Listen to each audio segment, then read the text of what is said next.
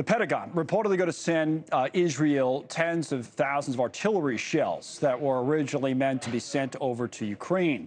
That's another piece of news that's come in today. That came from Axios. And it comes as Israel's military officials have told the U.S. the shells are needed to prepare for a ground invasion in Gaza, which we all seem now to be waiting for, and any potential escalation by Hezbollah near the border with Lebanon. U.S. officials say diverting the shells from Ukraine to Israel will have no immediate impact on Ukraine's fight against Russia. So that's part of the backdrop now as we bring in NewsNation senior national security contributor, the Lieutenant General, Richard Newton. So, General Newton, good to see you again.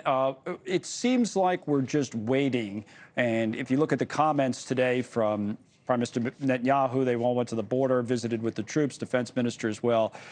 Get ready, be ready. You're going to see Gaza from the inside. And you add in the information I just talked about, that this ground incursion or offensive seems like it's coming soon, doesn't it? It certainly does. Meanwhile, the Israeli Air Force continues to pound Hamas targets inside of Gaza as obviously the Israeli Defense Forces, particularly their army, prepare for a ground invasion. They've lined up, obviously, with their tanks, artillery, infantry. Those 360,000 reservists that you and I talked about a couple days or so ago are now being called up and are in uniform and ready to go as a secondary or tertiary force. But it does seem that they are ready to go. What they're waiting on, I presume, is more intelligence, not only in terms of the conditions and the whereabouts specifically of Hamas units in and around a very, very urban Gaza city, but also more intelligence on the location of those hostages. And we're coming up on, this is going to be a very difficult time for them because as days go by, the hostages are becoming weaker and weaker and also, being moved around and likely, in my view, will be used as civilian shields. So it's a very complex situation. But I think we're getting very close to the Israeli Defense Forces crossing the line. Yeah, we had a guest on earlier saying exactly pretty much what you were saying. He's a lot of experience in Israeli special ops and counterterrorism, and saying, adding in that if you put that tunnel system that we know about in Gaza into place as well, and maybe, that's a complicating factor with the hostages and the shields being used as human shields and all the rest. Let me ask you, even though I know it's premature, about what comes next and what comes after the ground offensive. Let's assume for a moment that it's successful by Israeli military standards and they're able to eliminate the military threat from Gaza, the terrorist threat from Hamas.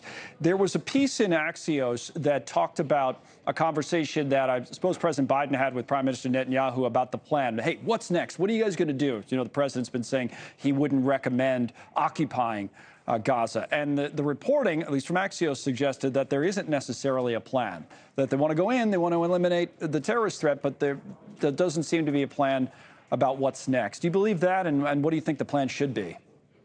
I actually do. And frankly, it's not premature to bring about some deep consideration, from a strategy standpoint. But from an Israeli perspective, though, this event, that attack by Hamas, as President Biden said, was 15 of their 9/11 events. Just occurred just several days or so ago. But at some point, they're going to need to put together an end game or even an exit strategy here. And I don't believe one exists, just like Axios reports. But they need to formulate that because once the Israeli ground forces go in, it's not, however, it's not a matter of days or weeks. I think we're talking in terms of months here. It's going to be a very, very tough fight. Right. But I do believe they're going to be successful. I do believe they're going to, as Prime Minister Netanyahu said, he's going to decimate Hamas. But they've got to have a plan in terms of what next. That what next piece, I don't believe would be an Israeli occupation. I don't think Israelis want that, nor do they have the resources to do that, nor from a geopolitical standpoint do they want that to occur. Therefore, I think what you're going to see is perhaps a Gulf state from the Arab community and/or another international organization. Could be the United Nations, could be a special commission. But Israel's going to have to be certainly a part of that, as well as the United States, but other Arab, Gulf states as well. But Israel is going to have 2 million, Gazan citizens. They're going to be having a tumultuous, life there starting, several weeks or several days or so ago.